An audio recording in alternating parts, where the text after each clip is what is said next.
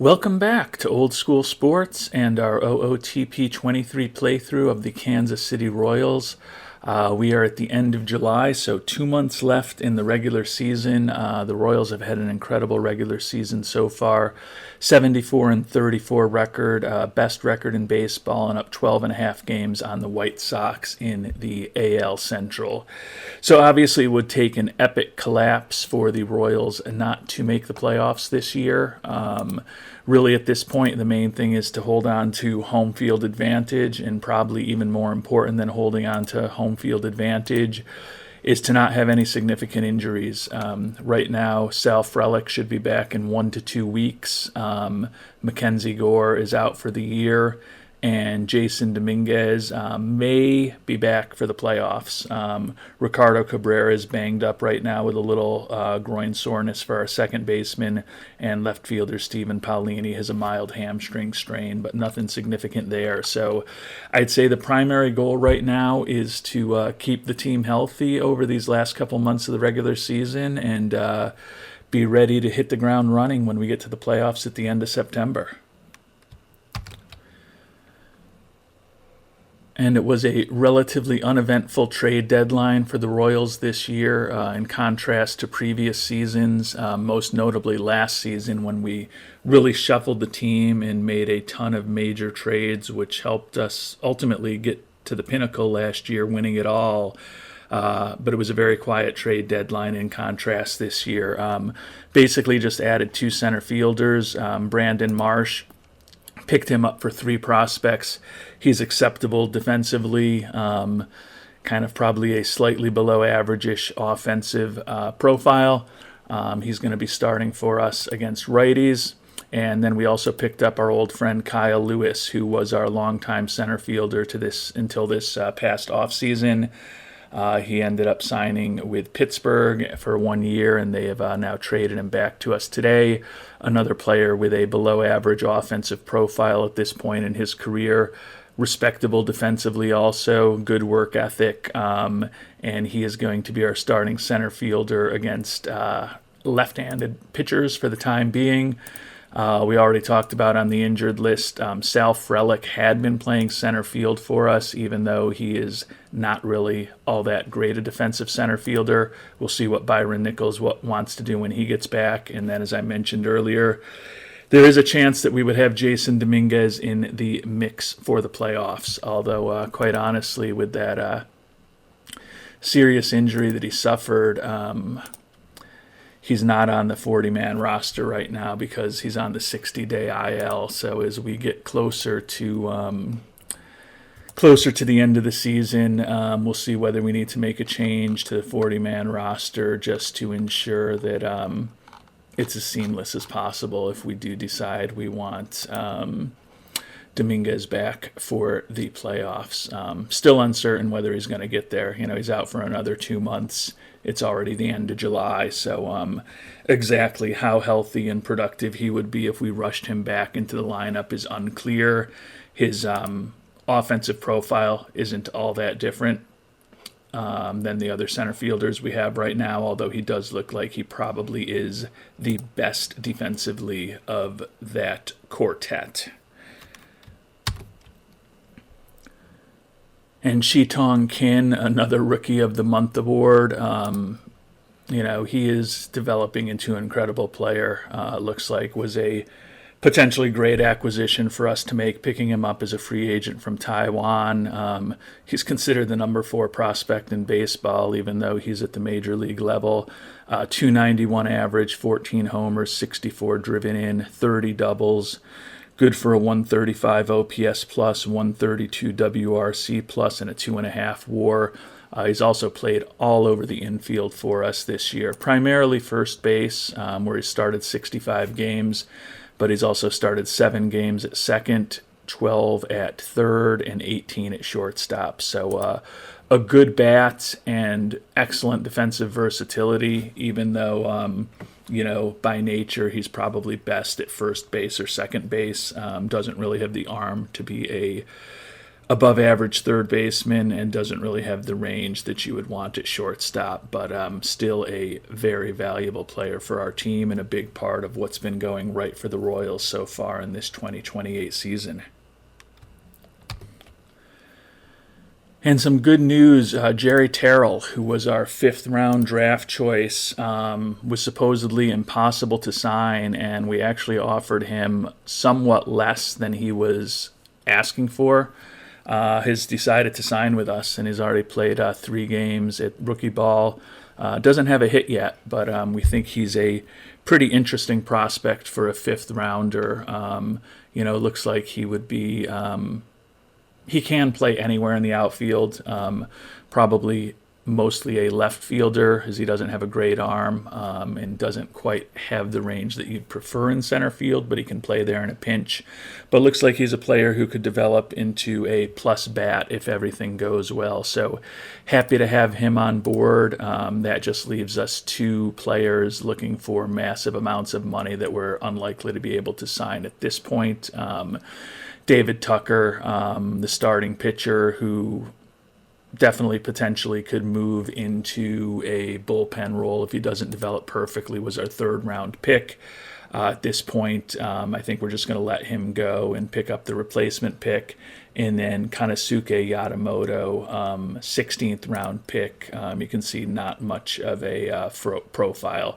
Looks like he could be a good defensive player, but very unlikely that he's ever going to hit at the major league level. And he's looking for $14.5 million. So we will not be signing him. And you can see it did kind of work out for us that we didn't sign any international amateur free agents this year, because we had $5 million additional that we didn't spend on international free agents that we were able to end up throwing at Terrell and getting a player who was probably more a 2nd or 3rd round talent, drafted in the 5th round and then ultimately signed to a big contract that he's probably not deserving of, but it's just money. So we've spent $17,500 so far. We've only got budget room of $1,005,848 left for signing bonuses and contracts. I guess I'll make an offer to Tucker of that amount. It's just going to anger him, and he's going to move on because he's looking for significantly above $11.5 million. So he's certainly not going to sign for this, but we'll take a chance if we can sign him for that amount. Happy to have him in camp. Otherwise, we will get a replacement pick for him next year. And not shockingly, David Tucker is not going to sign for that amount, so he will continue his education and go back into the draft next year. So we'll get a replacement pick for him. So overall, I'm actually pretty happy with the way the draft ended up. We ended up signing 4 of our top 5 picks. We're going to get a replacement for Tucker, and I feel like being a little more aggressive in terms of players who were difficult to sign because we had that extra money worked out, and we probably got better talent than I would have expected for a team picking so late in the draft as we were. And good news, Sal Frelick now eligible to come off of the IL. He's been out for close to 2 months with that sprained ankle. Given that he's already fragile and it was closing in on a 2-month injury, we are going to send him on a rehab assignment for at least a couple days down in AAA. Hopefully he'll, as I said, play 2 or 3 games down there and then be ready to come back up with us, at which point we'll have a roster decision to make. So we're going to give him a couple more days around down there and then check in on how some of the players on our roster, Bubble and the 2 center fielders that we have on the roster right now, are doing. And the Royals have been playing fine over the last couple weeks, but certainly coming back to earth. 80-39 record, 5-5 record over our last 10, up by 13 on the White Sox, and we are up by 2.5 games for on the Padres for the best record in baseball. And the White Sox actually have the 2nd best record in the AL, so we're up 13 for the best record in the American League. So everything's still going well for the Royals. It's time for us to make a decision now on what we're going to do to bring Frelick back up to the Major League roster. He's been in Omaha now, played the 3 games we expected he might down there, 5 for 12 with a couple of doubles, stole a base, only struck out once, so a 175 OPS plus, 185 WRC plus. He is ready to come back up. Checking in on how Brandon Marsh and Kyle Lewis are doing. Brandon Marsh hitting just 244 for us, still has not hit a home run. Slightly positive in terms of his WAR, but a 77 OPS plus, not great offensively. And then Kyle Lewis, minimal action since he came over, has started 2 games, played 6 total, batting 273, so 3 for 11 in that limited playing time. Obviously a very small sample size. Don't think we, base a lot on that performance. And we are kind of short an outfielder right now, as you can see. We've got Paulini and Marin on the corners right now, Lewis and Marsh sharing center field duties. That could obviously change with Frelick coming back. It's possible that he might be out there on an everyday basis. And then we'll have those 2 as potential defensive depth and guys who can play all over the outfield when the other guys need a day off. So Lopez is safe at short, Witt is safe at third, Cabrera is safe at second, Kin is safe at first, Peyton Williams is safe at first base / DH. Question is whether we do something with Zac Disenzo or Jose Barrero to open up a spot for Frelick.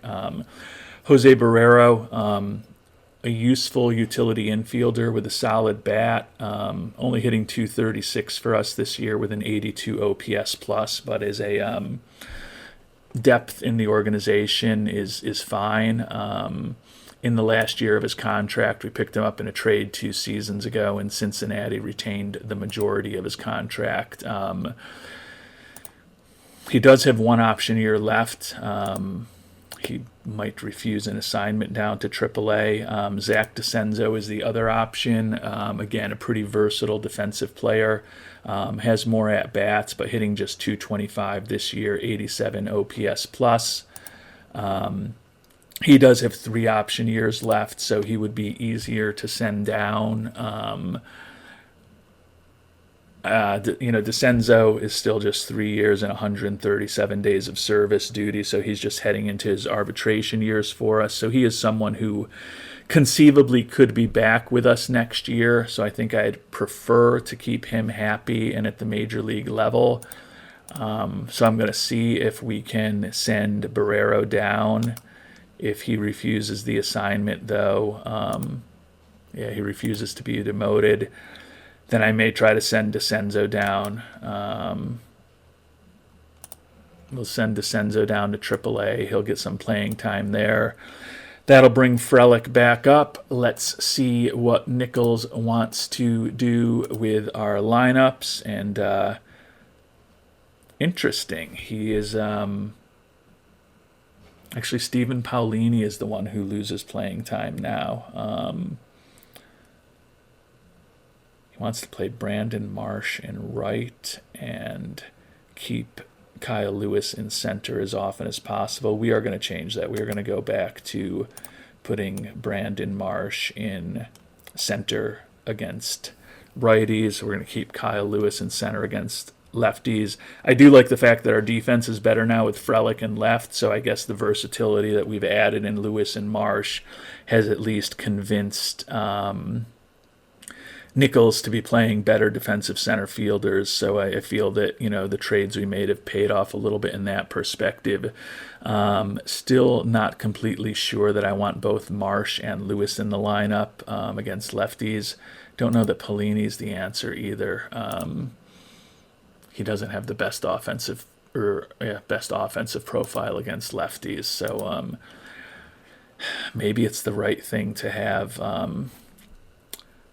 him in there. I guess this is what we get for sending down Zac Disenzo, because I think there is a chance that we could be playing Peyton Williams potentially at left field, sliding Frelick over to right field, and then putting Disenzo at DH potentially if we hadn't set him down. So I think it's a little weaker lineup in that we're starting Marsh against both righties and lefties. And I don't like that Junior Marin. Wait. Junior Marin is not in the lineup against left-handed batters. That's the problem with this. Really interesting splits for him. Look at this. Junior Marin, the young right fielder, who's having a really nice year for us, bats right-handed. But he is really good hitting against right-handed batters, except for the fact that he doesn't have a good eye against them. And he's pretty mediocre against left-handed batters. So reverse splits for a right-handed batter against lefties and righties is really strange. So I guess it might make sense. I thought, why are we not starting him against lefties?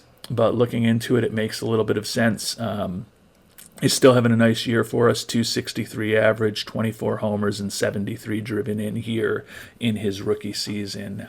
So we will let Nichols pick the lineup, see how that goes over the next 2.5 weeks until we get to roster expansion in September, and then presumably we will have Mr. Disenzo back up at the major league level, and we'll have to start thinking about whether there's anything to potentially do in terms of rehab for Jason Dominguez. I think we're still away at this point, 7 to 8 weeks, so it's looking increasingly unlikely that we'll have him back for the playoffs even. If we go on a long run, though, he could be in the mix. So going to have some interesting decisions to make here as the team gets closer to the end of the regular season. And we have just made one minor transaction, kind of following up on what we were just talking about. We have decided to DFA catcher Peyton Henry, who's kind of organizational depth at AAA, decent defensively, not much of a bat. He's started just 17 games there. He's kind of our third-string catcher at AAA. The reason we did that was to get Jason Dominguez back on the 40-man roster. I don't know the exact rules for putting players on the playoff roster, but I think even in the case of a player like him who was on the 60-day IL, I want to say they might need to be on the 40-man roster by a certain date to be eligible for the postseason roster. Obviously, it was incredibly unlikely that we were going to be having Peyton Henry on the playoff roster. We'd probably have to have 2 or 3 catcher injuries before he would be a player that we'd want there.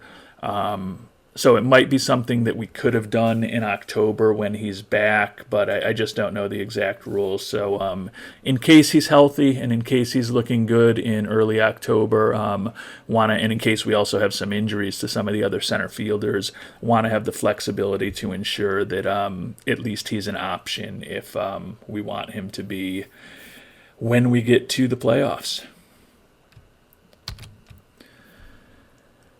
And now here on August 22nd, some of the injuries potentially start. Sal Frelick headed back to the IL for a second long stint this season, going to be out with a torn quad for 6 to 7 weeks.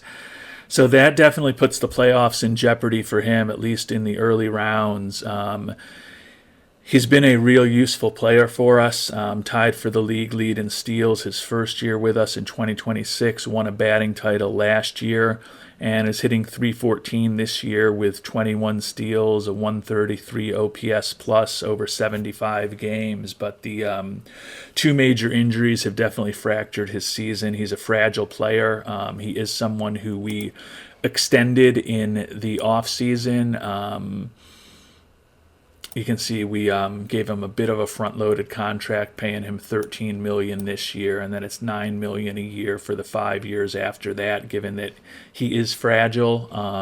And then we've got team options towards the end if he happens to be healthy. So I think it's a contract that protects us pretty well and is very reasonable for as good a player as he is, even though he is in and out of the lineup. You can see he's never played more than 130 games with us over the 3 seasons he's been with us, and obviously isn't going to get anywhere close to that number this year. So I guess that's even more important. Dominguez also out for that 6 to 7 week time frame now, so not optimal that we're once again in a position where a couple of center fielders are on the IL. That will allow us to bring Mr. Disenzo back a few weeks earlier than we had anticipated. Let's see what Zac did down in Omaha. Hit 276, but did have 4 homers and 29 at-bats. Obviously, he has nothing left to prove at that level, so happy to get him back up to the Major League roster, and we'll see what the lineups look like according to Mr. Nichols. Only change again is I am going to put in Brandon Marsh in center field against righties rather than Kyle Lewis. I think that Lewis is slightly better defensively, but I think Marsh is a better bat, particularly against right-handers. So we'll keep him in there, but otherwise go with what Nichols suggests as we head to the end of August. And we've made it to September in roster expansion, but things are actually getting a little interesting. We only have a 7-game lead on the White Sox at this point. Our 88-48 record is still the best in the American League and still the best in baseball by 1 game over the Padres. But the White Sox are playing some incredible baseball. They've won 11 in a row, so they've taken the gap from us from 12 games to 7 games over the last 10. They have the second best record in the AL after the incredible season the Royals have had. It would be really weird if we didn't end up winning the division, but the White Sox are charging. The only thing that we do have in our favor is that there's only about 3.5 weeks left in the regular season, so that's still not a lot of time for them to make up 7 games on us, but they are playing very well, and clearly, hopefully, will be a team that if we have to face them in the playoffs, won't be facing them until the ALCS, hopefully. And now that we are in September, going to get an option to bring up a couple players. I think offensively we're going to bring up Jackson Chourio, 24-year-old first baseman. Can see profiles as potentially a slightly above average major league bat. He's had a nice year in Omaha for us this year, hitting .325, 9 homers, 47 ribbies. So not a ton of power, but that .325 average obviously stands out. He's also somewhat versatile, can play corner outfield, can play first base for us, and also just gives us a pinch hitter off the bench. So we will see what Mr. Chourio can do at the major league level and bring the 24-year-old up to hopefully help our lineup. And moving to our pitchers, I think we're going to bring up the 29-year-old Will Bryan. Had been our closer. He's a lefty down in Omaha. Has 20 saves, 3.77 ERA, 105 ERA plus. So he's been a bit above average pitcher down there, maybe. Although you can see his FIP minuses have actually not been great the last few years. He's never played in the majors. He's 29 years old. Definitely deserving of an opportunity. Would be surprised if he makes the playoff roster, but has a decent profile with, plus stuff, acceptable movement and control, and 3 pitches. I don't think he's going to be a long-term player that we're building around at 29 years old, but at least we'll see what he can do at the major league level over these last several weeks of the season. And we've let Byron Nichols reshuffle the staff again, see what he was thinking, and interesting, Trevor Rogers back in the rotation. Made the All-Star team this year, coming back from that major injury. You can see he started 10 games for us at the beginning of the year, then moved to the bullpen, but he's been really good, a 2.69 ERA.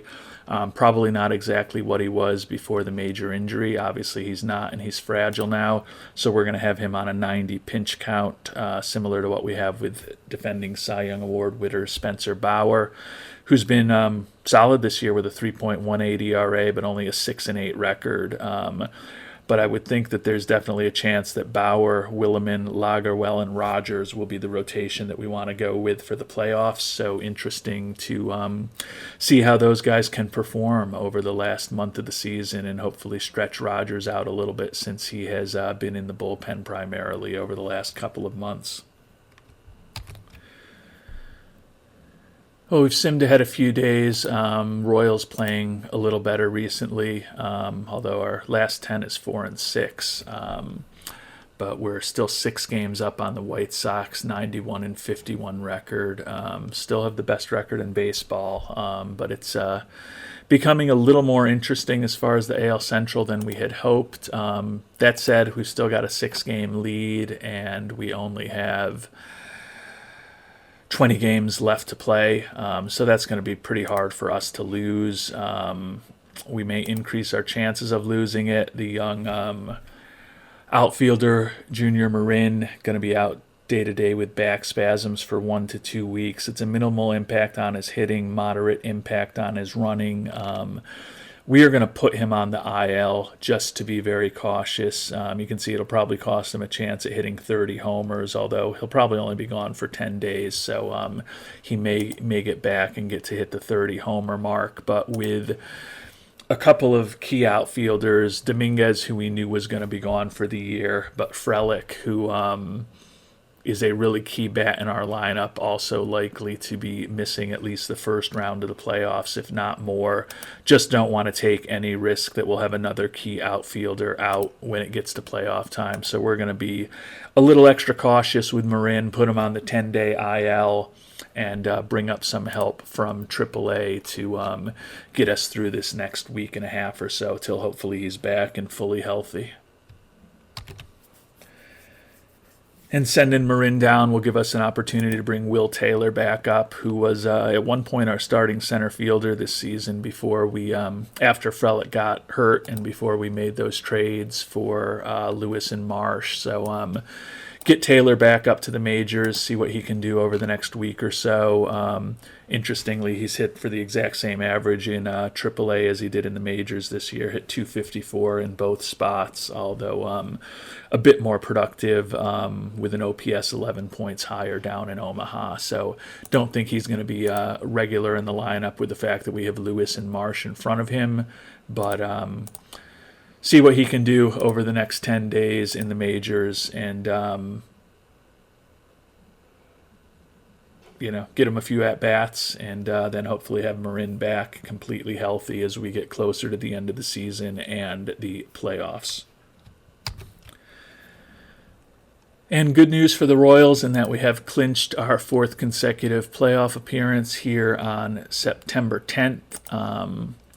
So that is definitely really positive. 6.5 up on the White Sox at this point. Our magic number is down to 11. Obviously, the hope is to get to 100 wins, hold on and win the AL Central, and hold on to the best record in baseball. So we've got the best chance possible in our effort for a repeat if we get home field advantage throughout the playoffs. And I'm feeling a little better that we were really cautious with Junior Marin, given the injuries that we also already have to Frelick and Dominguez, because he's still suffering from those back spasms, not healing as fast as possible. So he could be out another week or two, but think it made sense to be as cautious as possible with him because we are going to want that powerful bat in the lineup for the playoffs, particularly if we're going to be potentially missing out on Frelick for we won't be in the first round, hopefully, but given that we potentially could even be missing out on Frelick in the divisional round, it's going to be important to have Marin back. So I think handling him with kid gloves was probably the right way to go. Looking at some other injuries, Austin Roberts day-to-day with back stiffness. We are going to just make sure that we bench him for the next 2 days, our star closer. We've got an extra arm in the bullpen. Don't want to mess around with him ahead of the playoffs. And then Dylan Coleman, waiting to hear about an injury from him. He has been average-ish at the major league level this year. 4.62 ERA, 89 ERA plus, 99 FIP minus. Probably the least effective arm out of our really strong bullpen. So wouldn't be a huge loss if we were to lose him seriously. That would likely guarantee that Will Bryan would stay up with the big club for the playoffs. You can see he's been a bit of a train wreck here in his major league debut with a 7.94 ERA, 6 walks and 5 hits allowed over 5 2/3 innings, and has picked up a loss. So not going to be optimal if we lose Coleman for a long time, but I think we can get through it. And still waiting to hear about Coleman, but Jose Barrero banged up with back stiffness, minimal impact on hitting, moderate on running. But just to be careful, we're going to throw him on the 10-day IL also. He is not a critical player for us, but does have, depth and defensive versatility that could come in some use when we get to the playoffs, just in terms of substitutions and, as I mentioned, coming in as a late defensive player. He's a decent bat, so we're going to be as cautious as possible with everybody at this point. We've got plenty of major league competent type players down in AAA that'll allow us to bring Tyler Black back up to the team. He has been up and down throughout the season. In Omaha, he hit 271. He actually hit 375 in his 8 at-bats that he's had with us. So he's been up a decent amount of time, but really hasn't played all that much when he's been up. As you can see, just 2 games started, 5 games played total. But may get a little more action here with Barrero on the IL for the next week and a half or so. Looking at the rest of the injury list here on September 14th, Frelick and Dominguez both 3 weeks away. Barrero out for about 2 weeks, and still unknown of what we're dealing with Junior Marin in the back spasms. So particularly if Coleman goes out, the injuries are starting to build up a little bit, but with the exception of Mackenzie Gore, I think we've got to hope that we could be getting something from all of these players come playoff time, especially if we survive for a few rounds. And not the news that we were looking for on Dylan Coleman, out for 2 to 3 months with shoulder inflammation, so his season is clearly over. Again, he wasn't incredibly productive for us at the major league level, but still would have been probably the last arm out of our bullpen come playoff time. Instead, Will Bryan may be in the mix for that, and then we'll bring up somebody else from Omaha right now and see what they look like at the major league level. But Coleman's year is over, unfortunately. And we're going to bring up Randy Rodriguez from AAA, pitcher that we picked up in a trade with Oakland about 6 months ago. 2.06 ERA with 51 strikeouts and 48 innings in AAA for us. See what he can potentially do for us here in the final weeks of the season. It's getting interesting. Can see our lead on the White Sox is down to 5. Our magic number is 6. But we are also only up 2.5 games on now the Dodgers for the best record in baseball, as they have passed the Padres. So still feeling like we're going to ultimately win the division. Only have 10 games left in the regular season. So it's going to be hard to lose a 5-game lead over 10 games, but it would be nice if we can just play some pretty strong baseball over the next week or so that we've got nothing to worry about that final week of the season, or the final few days of the season at that point. And if anyone's banged up, we can continue to be pretty conservative with them and hopefully go into the playoffs as healthy as possible.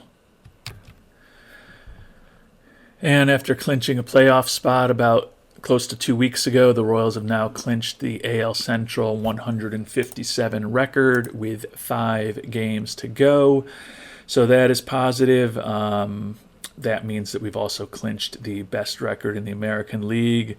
And you can see that we're up 4 games on the Dodgers and the Padres for the best record in baseball. So we should have home field advantage throughout the playoffs, which is positive. One other positive piece of news, Junior Marin is finally healthy, so we will be able to get him back onto the roster for the final 5 days of the season. Hopefully give an opportunity for the young outfielder to get a 30th homer. I think it's pretty unlikely that he's going to get 10 RBIs over the last 5 games of the season to get to 100 driven in, but 128 OPS plus, 127 WRC plus, and 281 batting average. It has been a really nice rookie year for the young right fielder. And to make some move for Marin, we're actually going to send Tyler Black back down. You can see he's only had 1 additional at-bat in all the time that he's been up since we last brought him up. So not getting a lot of PT here at the major league level. Good to have Marin back and healthy to hopefully give us some more versatility when we get to the playoffs. You know, with 5 games to go, clearly unlikely that we're going to have, or clearly impossible that we're going to have Barrero, Frelick, or Dominguez back before the end of the regular season. But we are, going to have a bye for the first round of the playoffs, so hopefully that will give us a few more days when those wild card series are going on for Barrero certainly get back, and hopefully Frelick and or Dominguez get to a point where we've at least got a decision to make about getting them on to the playoff roster. 3 games left now in the season. Royals 102-57. So with San Diego at 97-62, we have officially clinched the best record in baseball. So we're going to have home field for as long as we are alive. Bobby Witt Jr. in a battle to win his first batting title. You can see here with Ketel Marte and Danny DeAndre. Also, potentially could win stolen base title for the second time. Right now he's tied with Royce Lewis. And you can see in batter war well behind DeAndre from Detroit. But nice season for Bobby Witt Jr. We'll see how that finishes up over these last 3 games and whether the Royals can earn a second consecutive batting title with Witt following Sal Frelick from last season. Spencer Bauer right now 3rd in the league in ERA. Will Goebel out of the bullpen, 18 wins despite starting just 1 game this season. So a crazy season for Will Goebel, involved in a lot of activity. And then Austin Roberts leading the American League in saves here. 3-game lead over former player Reed Goleman, who you'll remember we traded away in that big Julio Rodriguez trade last year. Didn't love giving up Goleman. He's a great pitcher, as you can see from his profile, and you can certainly see from his performance over the years. 40 saves and a 3.49 ERA with Seattle this year. Definitely was not somebody we wanted to give up, but by the same token, we picked up 2+ months of Julio Rodriguez and ended up winning a World Series last year, so it was worthwhile to do it, even though Goleman is chasing his former teammate to try to lead the AL in saves, but the only way that's going to happen is if Seattle wins 3 straight and Goleman gets saves in all 3, and Roberts doesn't pick up any saves over the last 3 games of the year for us. And we're going to be finishing up with 3 games on the road at the Twins. You can see our number 1 starter, Spencer Bauer, is set to pitch the first game of the series, which I think is just about perfect. Hopefully he can get through that game, maybe even lower his ERA a bit as he tries to lead the league in ERA. I'm guessing with a 8-8 record, probably not going to defend his Cy Young Award, 3.3 pitcher WAR this year, down a run from last year. His FIP minus not quite as good, even though his ERA plus is almost exactly the same. pretty similar season. He had 212 strikeouts in 175 innings last year. He's at 211 right now in 163 and 2/3. So hopefully he can get a W to finish the year with a winning record. And most importantly, hopefully he can stay healthy, but feel okay pitching him now. Then he'll have the final 2 games of the regular season to rest up. And then obviously he'll be resting for the entire wild card round. So would expect that he will be back and ready to pitch game 1 in the playoffs, regardless of who we end up playing. And Bauer actually got the L as we lost to Minnesota 3-0. Didn't pitch great. 3 earned runs over 5 1/3 innings. Did strike out 9, so he's going to finish with an 8-9 record and a 3.14 ERA. As I mentioned, it's a solid, respectable season for him, but I would think it's pretty unlikely that he will repeat as a Cy Young Award winner this year. And another loss, 9-2 for the Royals, as we're kind of finishing up not as strong as hoped. And Zach Jacobs out for 1 week with a sore elbow. Moderate impact on throwing, so potentially, he only pitched 3 pitches today and was pulled out with that sore elbow. So with 1 game left in the regular season, we're certainly going to bench him. We'll bench him 2 days because that'll go to tomorrow. Make sure that he doesn't pitch again this year, and hopefully he will be back and healthy for the playoffs. First full year in the majors for him, and he was solid. 3.85 ERA, 14-4 record. Started 14 games and then moved to the bullpen. Struck out 124 over 133 1/3 innings. 107 ERA plus and 87 FIP minus. So he has been a pretty important player for us as a long reliever and a starter. So hopefully he will be healthy when we get to the playoffs in about a week or so.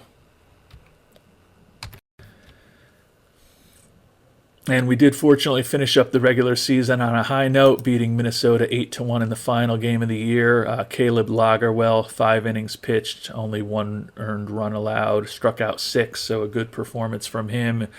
And then Dabovich, Rodriguez, Cobos, and Vanasco getting the save, actually. MJ Melendez injured while running the bases. We'll have to see what that ends up being. That's obviously not optimal. The final game of the year. Let's see how things are looking with him. Knee soreness, minimal impact for 5 days, impact on his running. So hopefully by the time we get to our playoff series, that will not be a significant issue. And Jacob's still banged up for 4 days with that sore elbow. So the regular season is over. The Royals are back in the playoffs for a 4th consecutive season, 103-59 record, the only 100-win team in the majors. You can see Bobby Witt Jr. just missed out by 1 point behind Danny DeAndre and Ketel Marte of Detroit for the AL batting title. He did tie with Royce Lewis for the lead in stolen bases. You may remember that Witt 2 years ago tied with teammate Sal Frelick for the league lead in stolen bases. And he's going to finish 3rd in the league in batter war. Spencer Bauer going to finish 3rd in ERA. Will Goebel 2nd in wins. And Austin Roberts will lead the American League in saves.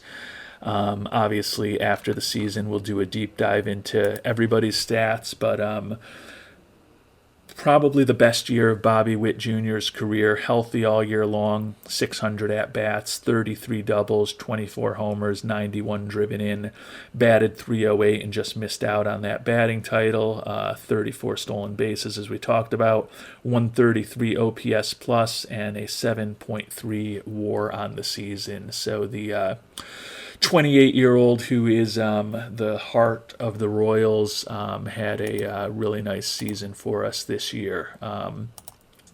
While we're checking in on a couple of stats, we'll check in on Junior Marin, and he did get that 30th homer over the last few days of the year. 277 average with 30 homers and 92 ribbies for him in his rookie year. And one other rookie we definitely want to check in, Shi Tong Kin.